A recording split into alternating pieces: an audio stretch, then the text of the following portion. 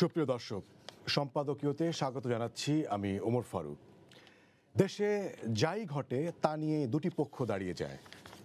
ওঠে পাল্টাপাল্টি কথামালার ঝড়, বাদ যায় না রাজপথের মানববন্ধন থেকে টকশোর টেবিল কোনো অঙ্গ নেই।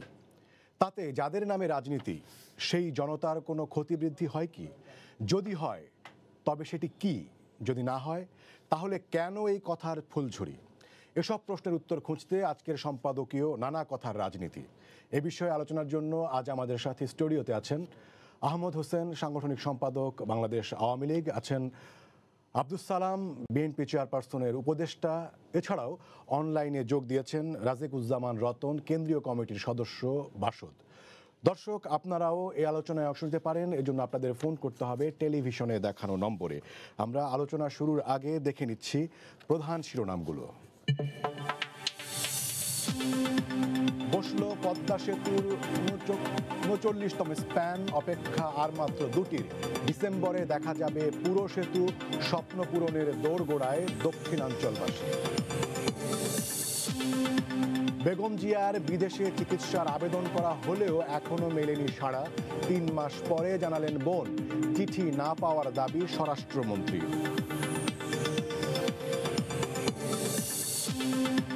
মোবাইল ছিনতাইয়ের জেরে ঢাকা থেকে বন্ধুকে মানিকগঞ্জে নিয়ে হত্যা, গ্রেফতার ৫। সাতক্ষীরায় জামাতার হাতে খুন হন কৃষক মুসলিম, ছুরি ও হ্যান্ড গ্লাভস উদ্ধার। মহামারীর মধ্যেই স্বাস্থ্যবিধি না মেনে ব্যাংকার্স পদোন্নতি পরীক্ষা, অংশ নিলেন ৪১,০০০ কর্মকর্তা। শত শত ব্রাঞ্চের মাধ্যমে ঝুঁকিতে পড়ার শঙ্কায় অন্যরা। এবং সাংস্কৃতিক ব্যক্তিত্ব, নাট্যজন, বীর মুক্তিযোদ্ধা আলী জাকেরকে শেষ বিদায় জানালেন স্বজন সতীর্থরা। ৭১-এর শব্দ সৈনিককে আবেগ ঘন শ্রদ্ধা।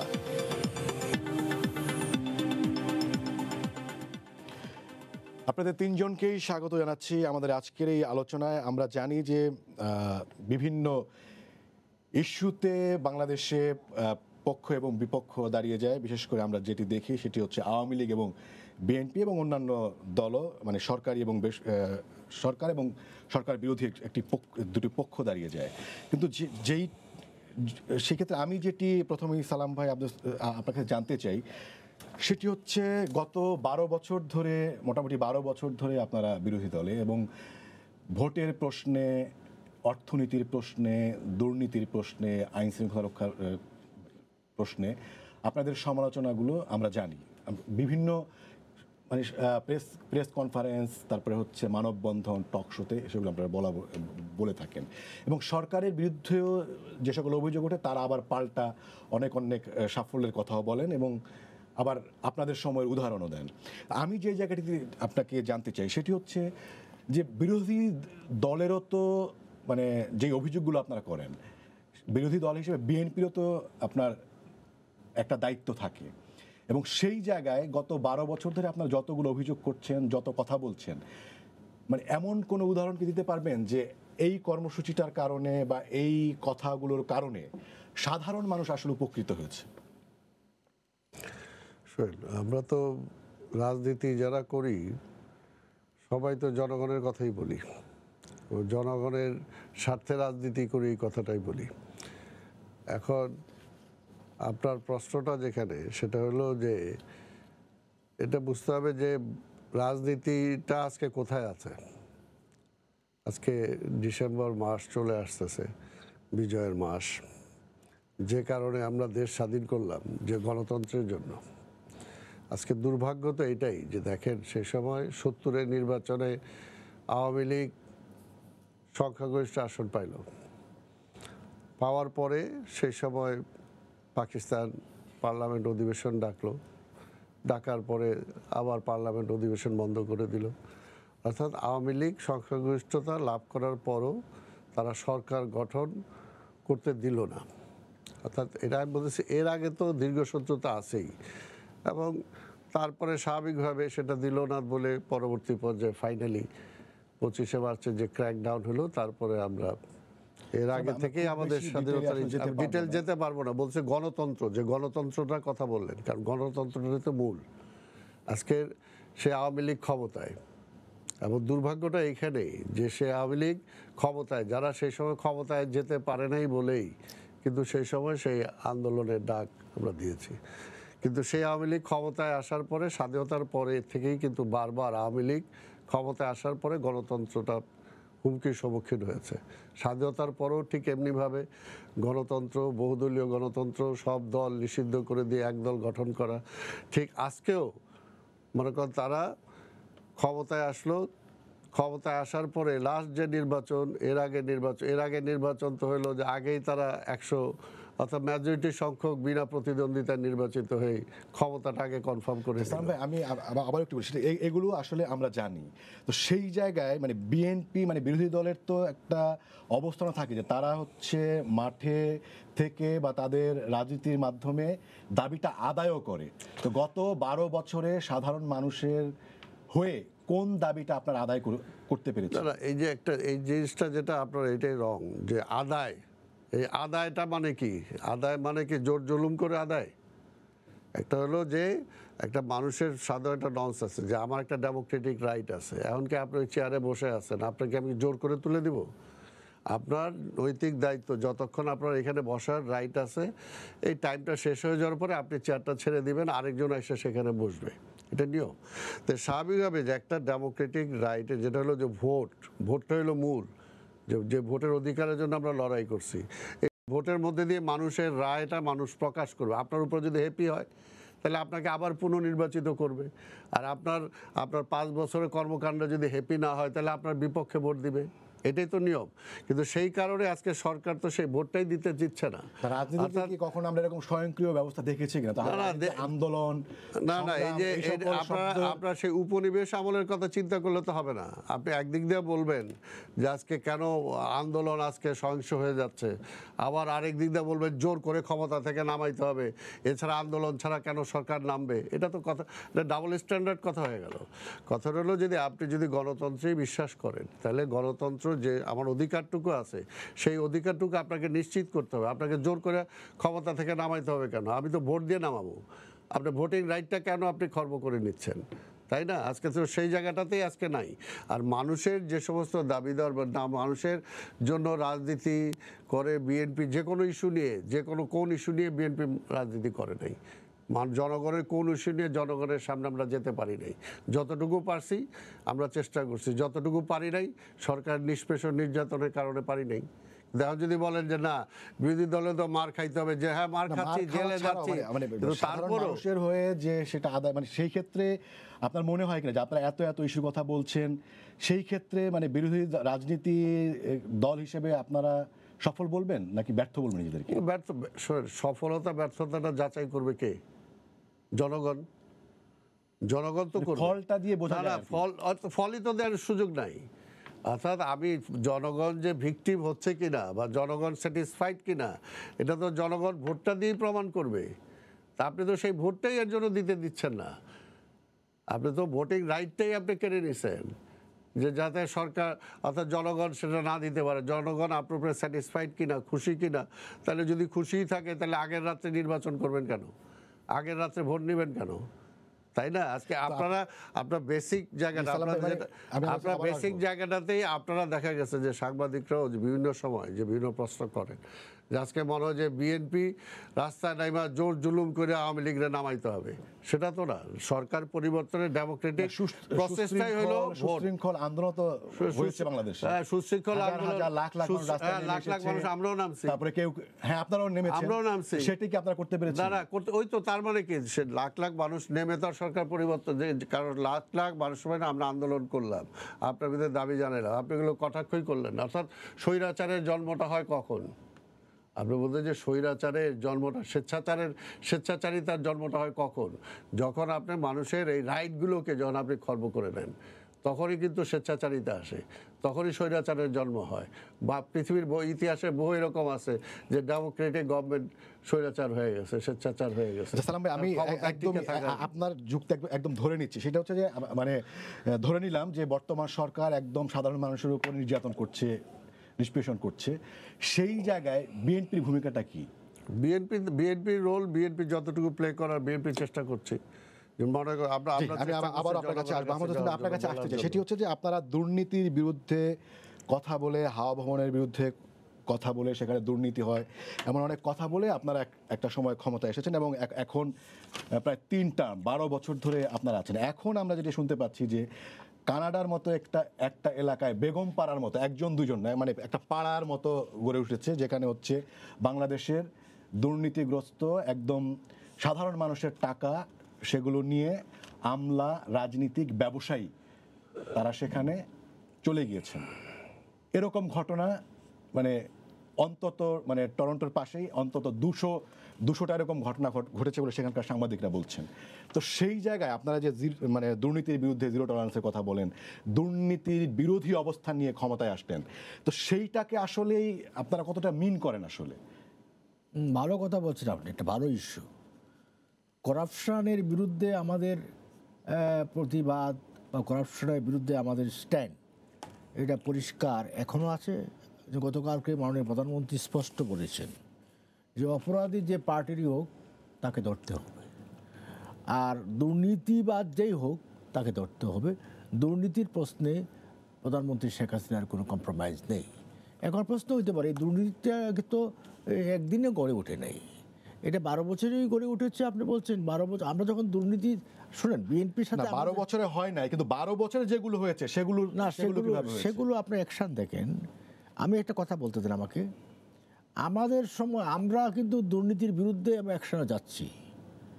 দুর্নীতিকে প্রধানমন্ত্রী শেখ হাসিনার গভর্নমেন্ট প্রশ্রয় দিচ্ছে না, প্রোটেকশন দিচ্ছে না, ধরছে, গ্রেপ্তার করছে এবং দুদক শীঘ্র অনুসন্ধান করে কারাগারেও পাঠাচ্ছে, মামলাও হচ্ছে। এটা হচ্ছে প্রধানমন্ত্রী শেখ হাসিনার শাসনামলের। না, সেটা তো সরকারি, না, আমাকে সরকার হিসেবে সেটা আপনাদের দায়িত্ব। বৈশিষ্ট্য দেন। আর বিএনপির আমলে দুর্নীতিকে প্রোটেকশন দেওয়া হয়েছে, দুর্নীতিকে প্রশ্রয় দেওয়া হয়েছে, এবং যে কারণে বিএনপির শাসন আমলে 5 বার দুর্নীতিতে বাংলাদেশ চ্যাম্পিয়ন হয়েছে। এটা হচ্ছে আওয়ামী লীগের শাসন আর বিএনপি শাসনের ডিফারেন্স, যে আমরা দুর্নীতিকে প্রশ্রয় দিচ্ছি না, দুর্নীতিবাদীদেরকে আমরা গ্রেফতার করছি। আপনি দেখেন গোল্ড মনি, বাংলাদেশ আপনি দেখেন বাংলাদেশ যেবার দুর্নীতিতে প্রথম চ্যাম্পিয়ন হলো সেটা কাদের আমল ছিল? আওয়ামী লীগের আমল। বিএনপির আমল হয়েছে, প্রথম বিএনপির আমল হয়েছে 5 বার বিএনপি। আমাদের আমলে কোনো দুর্নীতি চ্যাম্পিয়ন হয়নি। এগুলো আপনার আওয়ামী লীগের কথা বলার জন্য বলো, আপনি বলেন না কথা বলার জন্য, মুখ আছে কথা বলবেন, কথা অনেক কিছু বলা যায়। বা দুর্নীতিতে আমরা বাংলাদেশে দুর্নীতিবাজদের প্রশ্রয় দিচ্ছি না, ধরতেছি। এই যে গোল্ড মনির কে ধরেছে? আওয়ামী লীগ ধরেছে, এই গভর্নমেন্ট ধরেছে। আপনি বলেন শাহেদ, বলেন কে ধরেছে? আমাদের গভর্নমেন্ট ধরেছে। সাবরিনা কে ধরেছে? আমাদের গভর্নমেন্ট ধরেছে। এবং দুর্নীতিবাদ যারাই হোক, এমনকি আজকে এটা বলতে দ্বিধা কিসের, বিএনপির চেয়ারপারসন বেগম জিয়া দেশে 2 বার প্রাইম মিনিস্টার ছিলেন, তার বিরুদ্ধে দুর্নীতির মামলা হয়েছে এবং তিনি আদালতে সাজা প্রাপ্ত। আমাদের সাথে আমি আপনি বলুন, আমি যে জায়গাটা জানতে চাই সেটা হচ্ছে যে আর আপনারা সরকারে আছেন, বেগমপাড়া দুর্নীতির বিরুদ্ধে আপনারা একটা অঙ্গীকার না, করে বেগমপাড়া, আপনাদের আপনি নির্বাচনী, কানাডার বেগমপাড়া কথা বলছেন তো? না আমি সব মিলিয়ে বলছি, সেটা হচ্ছে যে দুর্নীতির বিরুদ্ধে নির্বাচনী ইশতেহারে অঙ্গীকার করে আওয়ামী লীগ ক্ষমতায় এসেছে এবং সেই অনুযায়ী আপনারা দুর্নীতির বিরুদ্ধে ব্যবস্থা নেবেন, সেটা কিন্তু আপনাদের অঙ্গীকারই। কিন্তু যেইগুলো হচ্ছে সেগুলো কিভাবে হচ্ছে, সেগুলোকে আমরা ধরছি তাই বলে এগুলা মানে সেগুলো জায়েজ না, সেগুলোকে জায়েজ বলা যাবে? আমরা যা ধরছি, জি, এটা তো আমাদের অঙ্গীকারেরই অংশ। আমাদের অঙ্গীকার করছি দুর্নীতিবাজদেরকে আমরা মুক্ত প্রশ্রয় দেব না, আমরা দুর্নীতিকে প্রশ্রয় দেব না, আমরা ধরবো। তা আমরা ধরছি, এটা কি আমার অঙ্গীকারের অংশ নয়? সেটা আংশিকভাবে না, অংশ নয়। জি, দুর্নীতি তো যেগুলো হচ্ছে সেগুলো কিভাবে হচ্ছে? দুর্নীতি পৃথিবীর সব জায়গায় আছে। বাংলাদেশের এই দুর্নীতি তো 10 বছরে না, 12 বছরে না, লাগাতার দুর্নীতিবাজরা এখানে গড়ে উঠেছে। এই যে আপনার বেগম পাড়া হচ্ছে, বেগম পাড়া শুনলাম আমাদের ফরেন মিনিস্টার বললেন প্রথম। তো এই বেগম পাড়া কি একদিনে গড়ে উঠেছে? একদিনে গড়ে ওঠে নাই, দীর্ঘ সময়ে গড়ে উঠছে, দীর্ঘ প্রক্রিয়ার মধ্যে গড়ে উঠছে, সব শাসনাবলী গড়ে উঠেছে। কাজে এইগুলোর বিরুদ্ধে যথাযথ ব্যবস্থা নিতে হবে। এখন দুদক এই বিষয়ে বোধহয় আপনার ইনকোয়ারি করছে, হাইকোর্ট মনে হয় নির্দেশনা দিয়েছে, আমরা দুদকের প্রক্রিয়া শুরু হয়ে গেছে। কাজে আমাকে দেখতে হবে যে আমরা দুর্নীতির বিরুদ্ধে একসাথে আছি কিনা, আপনাকে প্রথম। 2 নম্বর, আমরা দুর্নীতিবাজকে প্রশ্রয় দিচ্ছি কিনা বা প্রোটেকশন দিচ্ছি কিনা। 3 নম্বর, দুর্নীতিবাদে দণ্ডিত হওয়ার পরে তাকে আমরা মুক্তি দিচ্ছি কিনা, এই বিষয়গুলো আপনাকে কিন্তু সাধারণ মানুষের পারসেপশন এবং বিশ্বাস যে এরকম গোল্ডেন মনির আরো অনেক অনেক আছে, এরকম শাহেদ আরো অনেক অনেক আছে, তাদের সাথে কোনো প্রভাবশালী বা কারোর সাথে কোনো একটা ঝামেলা হয়েছে, এই জন্য তাদের বিরুদ্ধে আসলে না ব্যবস্থা না, নেওয়া। আপনি গোল্ডেন মনিরা অনেক আছে বিশ্বাস করি, এগুলো এখন লুকিয়ে আছে, যখন ধরা পড়বে তখন মিডিয়াতে আসবে। আপনি তো সব মিডিয়াতে আনতে পারছেন না, আপনারা যখন মিডিয়াতে আনতে পারেন। র্যাবই বলছে যে তার 200 ফ্ল্যাট, হ্যাঁ 950 কোটি টাকা হচ্ছে তার 25টা অ্যাকাউন্টে, সেগুলো তো একদিনে হয় না, একদিন হয়েছে। সেগুলো একদিনে হয় না, তাহলে সেগুলো তো মানে সেগুলো কিভাবে ওই এখানে আমি আপনাকে হেল্প করি। সে আপনার সাবেক কাউন্সিলর কাইয়ুম বিএনপির, সে মালয়েশিয়াতে আছে, তার কোম্পানির শেয়ার কিনেছে এবং সে সেখানে কাইয়ুমের কাছেই $100 কোটি টাকার বেশি সেখানে সে পাচার করেছে। এবং এই গোল্ডেন মনির কিন্তু আমার বিএনপির আমলের তৈরি, সেটা দোকানদার ছিল এবং রাজউক থেকে সে সৃষ্টি হয়েছে। আমি কথা বলবো না যে বিএনপি প্রধানমন্ত্রী বলে দিয়েছে তুমি এটা করো, কিন্তু এখন এই সমস্ত দুষ্ট কি? যে প্রতিমন্ত্রীকে গাড়ি দিয়েছে বলে শোনা যাচ্ছে, উনি কি বিএনপির প্রতিমন্ত্রী? কোন প্রতিমন্ত্রী? গণমাধ্যমে এসেছে যে উনি গোয়েন্দারাই বলেছেন যে আমাদের বর্তমান কোন জি, গণপূর্তের? না, সে নাম বলেন নাই, বলেছেন যে আপনাদের এমপি এবং প্রতিমন্ত্রীকে গাড়ি উপহার দিয়ে গাড়ি উনি পাওয়া গেছে ভিআইপি প্রটোকলে চলতেন, আপনাদের এক এমপির গাড়িতে চলতেন ওনার স্ত্রী। তার মানে হচ্ছে আমি এই বক্তব্যটি যদি দিয়ে থাকেন জি। তাহলে আমি র্যাব বলেন, দুদক বলেন, গোয়েন্দা সংস্থাকে বলবো এটা ফাইন্ড আউট করে চিহ্নিত করার জন্য, what ever he may be. Media আসছে, এটা প্রতিমন্ত্রী হোক, এমপি হোক, তিনি যদি কাজটা করে থাকেন অবশ্যই তার বিরুদ্ধে ব্যবস্থা গ্রহণ করা উচিত। এটা আমি মনে করি, আমার পার্টি মনে করে, আমার গভর্নমেন্ট মনে করে। এটা হচ্ছে প্রধানমন্ত্রী শেখ হাসিনার বিউ, তার হচ্ছে এটা philosophy. What ever you maybe, তুমি দুর্নীতিবাদ যেই হও, আমার গভর্নমেন্টের মন্ত্রী হও, প্রতিমন্ত্রী হও, এমপি হও, অন্য পার্টির নেতা হও, নো মার্সি, নো মার্সি, কোনো ক্ষমা নাই। সেজন্য গোয়েন্দাদের বলবো এই নামগুলো ফাইন্ড আউট করে মিডিয়ায় দেওয়ার জন্য এবং গভর্নমেন্টের কাছে জমা দেওয়ার জন্য। জি, আহমেদ হোসেন ভাই আপনাকে ধন্যবাদ। আমি রাজাকুর যেমন রতন আপনার কাছে আসতে চাই, আপনার কাছেও আমি মানে একই ধরনের প্রশ্নই করব যে বাংলাদেশে আপনার প্রধান দুইটি ধারার বাইরে আপনারা একটি রাজনীতি করেন, বাম রাজনীতি করেন, এবং সেখানে আপনারাও আসলে অনেক সুন্দর সুন্দর স্লোগান, অনেক সুন্দর সুন্দর কথা বলেন। তো সেই জায়গাতে মানে এই যে সুন্দর সুন্দর স্লোগান, সুন্দর সুন্দর কথা এবং কর্মসূচি, মানে সেগুলো এখনো পর্যন্ত মানে ফলপ্রসূ হতে দেখা যায়নি, এবং মানে কোনোটা দেখা গিয়েছে কিনা সেটা কোনো দৃষ্টান্ত দিতে পারবেন কিনা, বা সাধারণ মানুষের কাজে লেগেছে সেটি আসলে এরকম কোনো দৃষ্টান্ত আপনি দিতে পারবেন কিনা? রতন ভাই আপনার ওখানে বোধহয় মিউট করা আছে।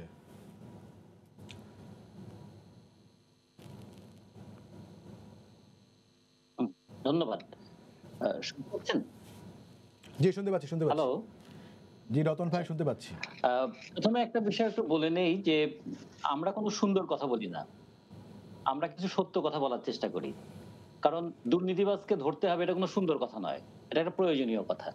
কিংবা দুর্নীতির উৎস নির্মূল করতে হবে, কিংবা কেন জিনিসের দাম বাড়ছে, কেন সিন্ডিকেটের কবলে পড়ে গেলাম আমরা, কেন শিক্ষার খরচ বাড়ে, কেন চিকিৎসা ক্ষেত্রে দুর্নীতি হয়, এগুলো বন্ধ করো। এগুলো আমাদের কোনো সুন্দর কথা নয়, এগুলো হচ্ছে প্রয়োজনীয় কথা এবং আমাদের বেদনার কথা, আমাদের বিক্ষোভের কথা। ফলে আমরা সুন্দর সুন্দর কথা বলে এরকম আমরা বলি না। আসলে সুন্দর কথা বলার মতো সময় আমাদের নেই, সামর্থ্য আমাদের নেই, এবং আমাদের সুন্দর কথা কেউ শুনবেও না। ফলে আমরা যেটা বলতে চাই যে বিরোধী দলের একটা দায় থাকে এবং সরকারের একটা দায়িত্ব থাকে। আমরা যেহেতু বিরোধী দলে আছি, আমাদের দায় কি? জনগণের উপর যে কোনো ধরনের নিপীড়ন হলে তার বিরুদ্ধে কথা বলাটাই আমাদের দায়। আর দায়িত্ব হচ্ছে সরকারের, কারণ সরকারের হাতে আছে রাজনৈতিক ক্ষমতা, প্রশাসনিক ক্ষমতা, অর্থনৈতিক ক্ষমতা। জনমত গঠন সরকারও করে, বিরোধী দলও করে। জনমত গঠনের দিক থেকে দুই দলে করে, কিন্তু সরকারের হাতে যেহেতু প্রচার মাধ্যমের নিয়ন্ত্রণটাও থাকে, ফলে জনমতের প্রচারটাও সরকারের বেশি করতে পারে। আর অর্থনৈতিক এবং প্রশাসনিক ক্ষমতা থাকার কারণে তারা তো সমস্ত দিক থেকেই নিয়ন্ত্রণ করতে পারেন। আজকে 27শে নভেম্বর যাচ্ছে, ডক্টর মিলনের আত্মদানের দিবস। এই দিন ময়মনসিংহেও ফিরোজ এবং জাহাঙ্গীর তারা জীবন দিয়েছিল। আমাদের আকাঙ্ক্ষা কি ছিল? আকাঙ্ক্ষা ছিল যে আর কোনো স্বৈরশাসক নয়, গায়ের জোরের শাসন নয়, যুক্তির শাসন হোক, দুর্নীতিবাজ নয়, সাম্প্রদায়িকতাকে প্রশ্রয় দেয়া নয়, আমরা একটা গণতান্ত্রিক বিধি ব্যবস্থা দেশে প্রবর্তন করতে চাই। এই তো আমরা চেয়েছিলাম।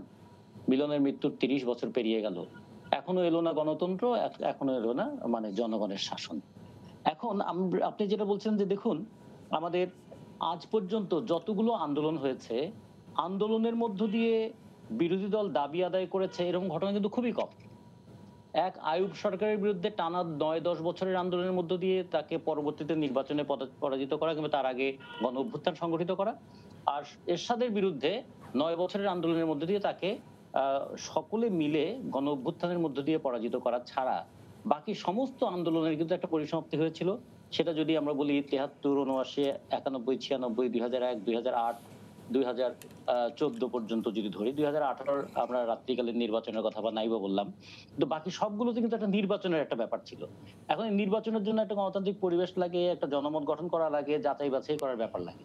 আর আপনি যে দুর্নীতির কথাটা একটু বললেন, একটু দেখেন দুর্নীতি আমার মনে হয় অনেক সময় বলে না যে প্রোডাকশন বেশি হয়ে গেলে মাঝে, মাঝে গুদাম খালি করতে হয়। এখন আমাদের কত নাম আমরা শুনেছি, মুরগি মিলন, ডগ শিশির, তারপরে এরকম করতে, করতে শেষে আমরা একদম আ মানে গোল্ডেন মুনির পর্যন্ত আসলাম। তো গোল্ডেন মুনিরের যে ৪ জন সহযোগী তার একজনের নাম আবার সোনা শফিকও আছে। তারও আগে আমরা চট্টগ্রামে একজন গোল্ডেনের নাম শুনেছিলাম। দুঃখিত, আমরা সোনার বাংলা করতে না পারলেও কিছু সোনালী মানুষ তৈরি করেছিলাম। যারা জায়গা দখল করে, প্লট দখল করে, সোনা চোরাচালানি করে তারা বন্ধু-বান্ধবের মহলে কিন্তু তারা গোল্ডেন নামে আখ্যায়িত হয়েছেন।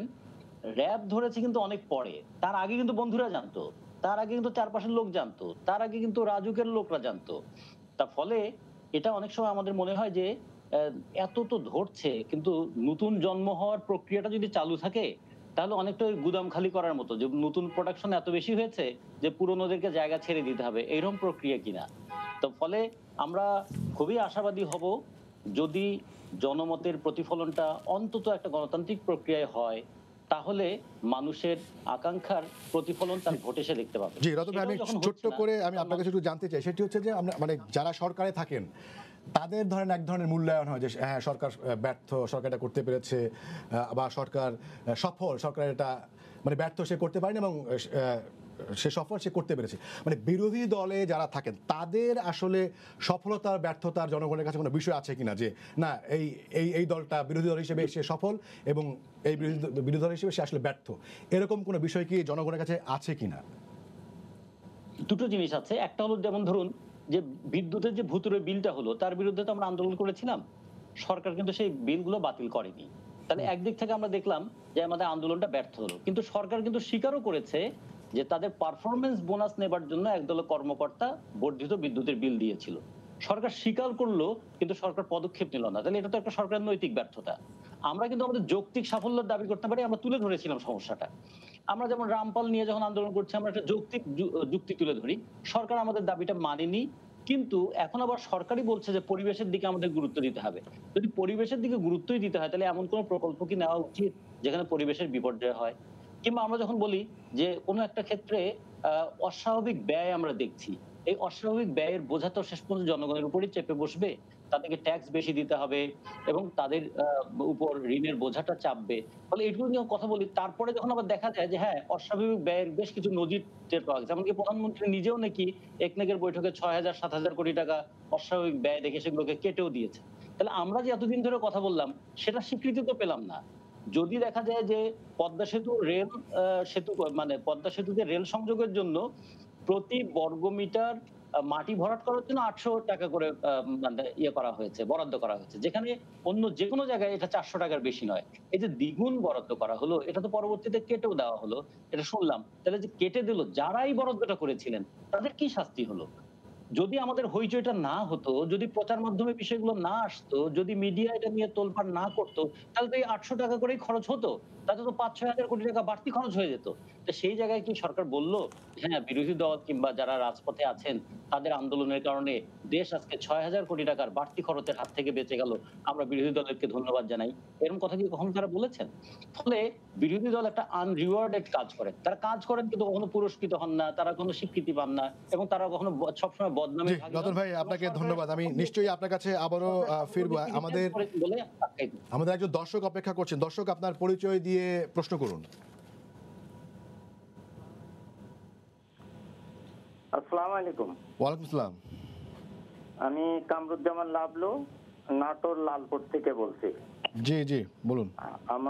আমার প্রশ্নটা বিএনপি নেতা ভাইয়ের কাছে, জি, উনি শুনতে যে পাচ্ছেন। তারা বারবার বলছে যে নির্বাচনে অনিয়ম হয়েছে, নির্বাচনে কারচুপি হয়েছে, কিন্তু বিএনপি সেই নির্বাচনটাকে সুষ্ঠু নির্বাচন করার জন্য যে সমস্ত পদক্ষেপগুলো নেওয়ার দরকার সেটা নিতে কি বিএনপি ব্যর্থ হয়নি? সেই আন্দোলন করে সুষ্ঠু নির্বাচন আদায় করতে বিএনপি ব্যর্থ হয়েছে কিনা?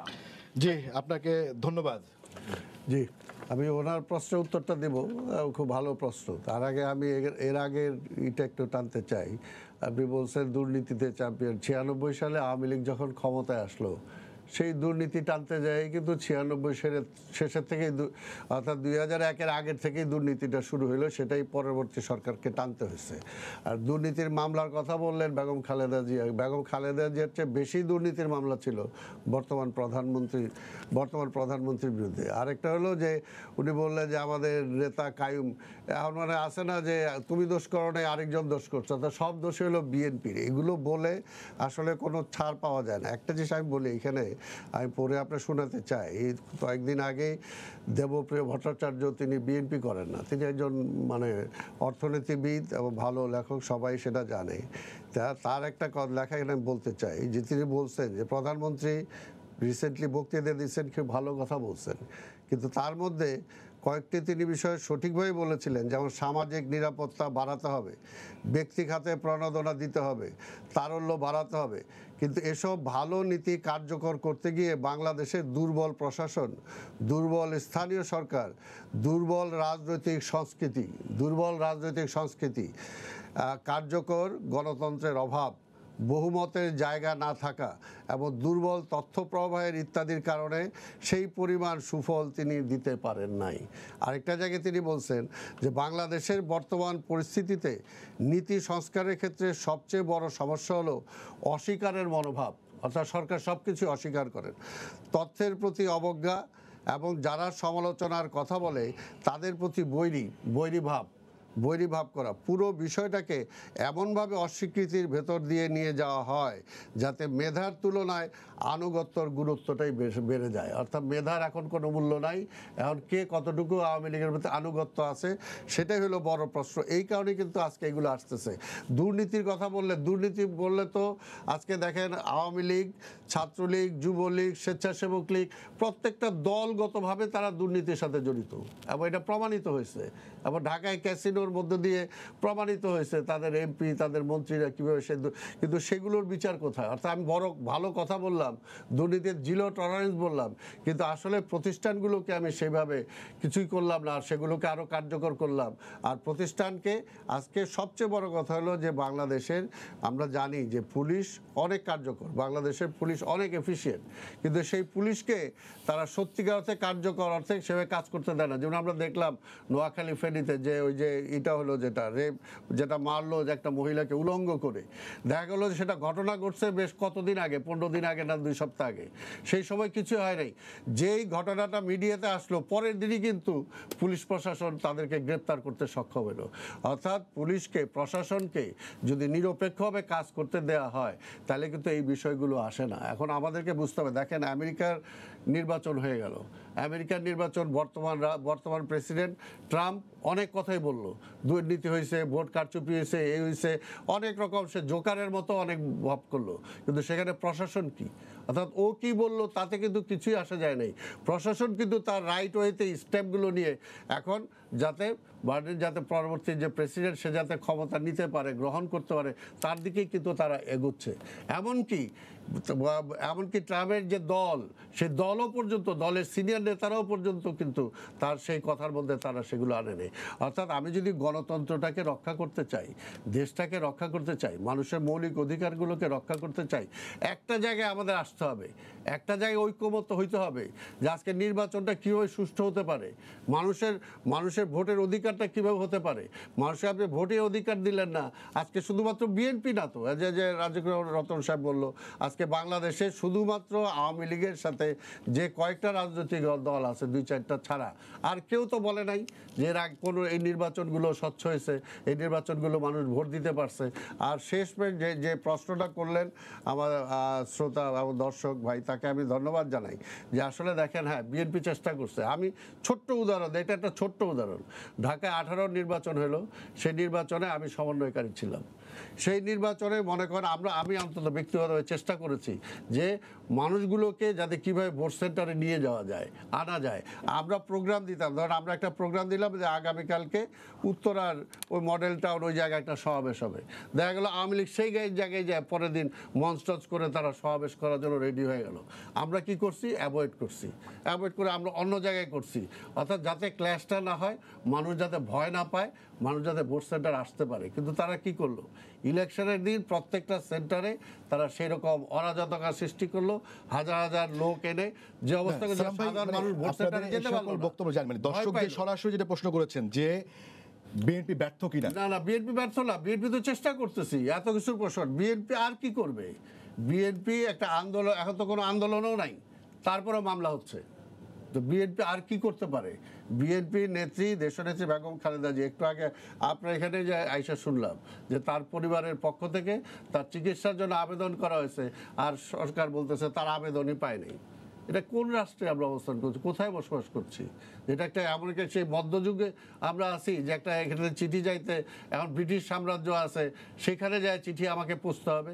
আসলে বিষয়গুলোকে অ্যাভয়েড করা, ওই যেটা বললাম যে আজকে এখানে উনি যেটা বলছেন, অর্থাৎ অস্বীকার করা, অবজ্ঞা করা, এটার মধ্য দিয়ে আসলে দেশ কখনো এগোতে পারে না, রাজনীতিও এগোতে পারে না। এটার জন্য একটা জায়গায় আইসা সবাইকে একমত হইতে হবে যে আজকে দেশটাকে আমরা ভালোবাসি, এই দেশটার জন্য আমরা আপনি মানে নির্বাচনের জায়গাটাকে মূল মনে করছেন? অবশ্যই নির্বাচনটা হলো যে আজকে আপনি যদি বেগম খালেদা জিয়ার অধীনে নির্বাচনটা ফেয়ার মনে না করেন, তাহলে বেগম শেখ হাসিনার অধীনে নির্বাচনটা কেন ফেয়ার হবে? কেন আমি মনে করব? আপনার সাথে তো আমার এমন কোনো সুসম্পর্ক হয় নাই। আপনি আমার সাথে আমার নেত্রীর জেলে দিয়ে রাখছেন, আমার নেতারে আসতে দেন না, আমাদের নামে হাজার হাজার মামলা। আপনার কিভাবে আমি বিশ্বাসটা করব? বিশ্বাসের জন্য তো একটা জায়গা আছে। কাজে এই বিষয়গুলো বাদে এখন ইমিডিয়েট এখন একটা কেয়ারটেকার গভর্নমেন্টের নির্বাচন ছাড়া কোনো বিকল্প নেই। বিএনপি মানে সবকিছুর মূলে মনে করছে যে নির্বাচনী যে ব্যবস্থা, সেই নির্বাচনী ব্যবস্থাকে মনে করছে। এবং রাজিকুজ্জামান রতন ভাই যেটি বলছেন যে মানে আপনারা ধরছেন ঠিক আছে, কিন্তু উৎসটা বন্ধ হচ্ছে না, সেটি থেকেই যাচ্ছে। প্রথমত নির্বাচনী ব্যবস্থা, ধরেন বিএনপি, আপনি বলছেন পিপুল যখন ডিসস্যাটিসফাইড হয়, তখন আমাদের নেতৃত্বে প্রধানমন্ত্রী শেখ হাসিনা যখন অপোজিশন লিডার ছিলেন, তিনি যখন আহ্বান জানিয়েছেন আন্দোলনে, তখন কিন্তু রাজপথে লক্ষ লক্ষ মানুষ ছুটে এসেছে। আপনি দেখেন, আমাদের আমলও আসছে। আপনি দেখেন 1995 সনের মুভমেন্টটা কিন্তু আমরা করেছি শেখ হাসিনার নেতৃত্বে। তখন আমার দাবি ছিল আপনার তত্ত্বাবধায়ক গভর্নমেন্ট, আমরা করেছি। এটা 3 জোটের রূপরেখায় ছিল যে তত্ত্বাবধায়ক ব্যবস্থাটা। আমাকে বলতে দেন, আপনি বলবেন এটা তো সালাম ভাইরা না, আপনি বলবেন, আমি বলতে এটা তো সালাম ভাইরা বলছেন যেটা মানে উপনিবেশ আমলের রাজনীতির মধ্যে জামাত আদায় করে নিতে হবে, এটা ওনারা শুনেন। সেই মুভমেন্ট কিন্তু আমরা করেছি। এই বাংলাদেশের রাজনীতিতে যত আন্দোলনের সাকসেস, এটা আওয়ামী লীগের নেতৃত্বে হয়েছে। আর বিএনপি তো রাজপথ মিছিল জনতার পার্টি নয়, বিএনপি তো সেইভাবে গড়া নয়। বিএনপি তো মানুষের পারসেপশন বুঝে না। বিএনপি যখন আজকে বলছে নির্বাচন, তারা বলছে, আগে বলেছে তাদের ভাষায় যে শেখ হাসিনার অধীনে নো ইলেকশন, তারা বলেছে। পরে কিন্তু আবার 2018-তে এসে আপনি গণভবনেও গিয়েছে, চা নাস্তাও খেয়েছে 2 বার, এবং আন্ডার প্রাইম মিনিস্টার শেখ হাসিনাকে মেনেই নির্বাচনে এসেছে। নির্বাচনের পরে যখন ফলাফল তারা ব্যর্থ হয়ে গেছে, বগুড়াতে যখন আপনার মির্জা ফখরুল সকালবেলায় বললেন নির্বাচন সুষ্ঠু হচ্ছে, ভালো হচ্ছে, আগের দিন ডক্টর কামাল হোসেন যখন বললেন যে আপনারা নির্বাচন শেষ পর্যন্ত কেন্দ্রে থাকবেন। সুতরাং আমি কথা বলছি এই কারণে স্মরণ করে দেওয়ার জন্য। সুতরাং আবার বললেন তারা যে পার্লামেন্টে যাবেন না, পরে পার্লামেন্টে আসলেন। এটা ট্রাম্পের সাথে কিছুটা মিল আছে চরিত্রে। ট্রাম্প বলছেন আমি জিতে গেছি, এখন বলছেন রায় মেনেছেন এবং হোয়াইট হাউস থেকে বেরিয়েও আসছেন। সুতরাং এখানে কিন্তু ট্রাম্পের সাথে বিএনপির কিছুটা মিল খুঁজে পাওয়া যায়। বিএনপি বাস্তবতাকে স্বীকার করে না, বিএনপি পাবলিক পারসেপশন বুঝে না।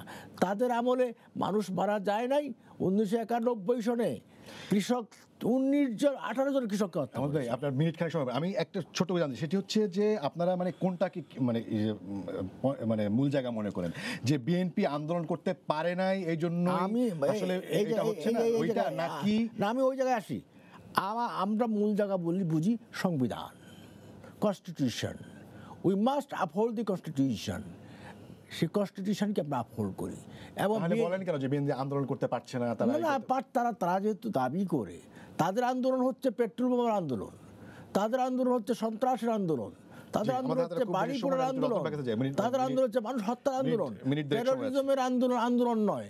আপনি যেখানেই টেরোরিজম হয়েছে সেখানেই সব ব্যর্থ। জি, রতন ভাই আপনার কাছে আসতে চাই সেটি হচ্ছে যে আপনি বললেন যে আগেরবার যে বিরোধী দলের বিরোধী রাজনীতি যারা করেন তাদের আসলে কাজের মূল্যায়ন সেভাবে রেকগনিশনটা আসলে হয় না, তারা থ্যাঙ্কসলেস জব করেন। কিন্তু মানে বিরোধী দলের আসলে মানুষের মন বোঝার একটা বিষয় আছে কিনা, যে মানুষ আসলে কি চায় এবং মানুষের মন বুঝে মানুষকে বুঝে যদি তারা কর্মসূচি দিতে পারেন তাহলে মানুষও আসলে সেভাবে তাদের সাথে আসেন, সেটাও তো সত্য।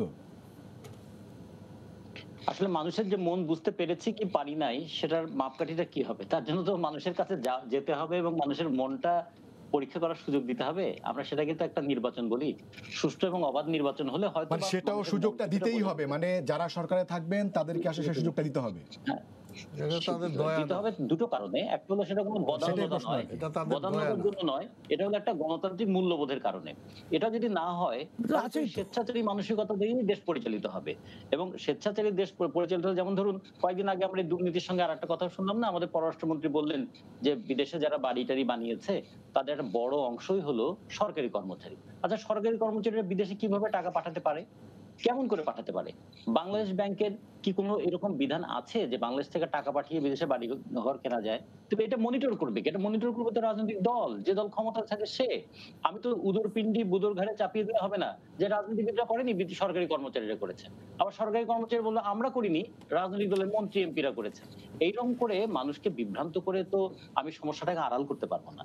এই জন্য একটা কথা আছে যে রাজনীতিতে এই যে সমালোচনা, জবাবদিহিতা এবং দায়বদ্ধতা, এই তিনটারই শেষ পর্যন্ত পরীক্ষা কি? শেষ পর্যন্ত পরীক্ষা হতো তো মানুষের মত প্রকাশের, অবাধ মত প্রকাশের স্বাধীনতার জায়গাটা, সেটা যদি সংকুচিত হয়ে যায় এবং ভোটাধিকারটা যদি সংকুচিত হয়ে যায়, তা মানুষের মনটা মানুষ কিভাবে বুঝলো এবং কোনটা সে বুঝতে পারলো, তার পরীক্ষাটা হবে কেমন করে? যেমন ধরুন আমি ছোট করে দিতে পারি, এই যাবৎকাল যত বড় বড় নেতা আমাদের আছে, সেই শেখ মুজিবুর রহমান বলেন, মৌলানা ভাসানী বলেন, রাষ্ট্রীয় ক্ষমতা যারা ছিল তারা তাদেরকে বিচ্ছিন্নতাবাদী বলেছে না, তারা বলেছে না যারা জনগণের মন এবং মত বুঝতে পারে না। কিন্তু পরবর্তীতে দেখা গেল যে জনগণ তো তাদের পক্ষে ছিলেন। ফলে ক্ষমতায় থাকলে এরকম অনেক কিছু, টিনের চশমা পরে অনেক কিছু হয়তো দেখা যায়। আমরা এই জন্য বলি যে গণতান্ত্রিক পরিবেশের কোনো বিকল্প নাই। জি, রাজিকুজ্জামান, রতন, আব্দুল সালাম এবং আহমেদ হোসেন, আপনাদের তিনজনকেই অসংখ্য ধন্যবাদ। জি, আমাদের সময় শেষ। দর্শক, আপনাদেরও ধন্যবাদ জানিয়ে শেষ করছি আজকের সম্পাদকীয়। আগামীকাল আবারও দেখা হবে রাত 10টায়। দেখার আমন্ত্রণ রইল। শুভরাত্রি।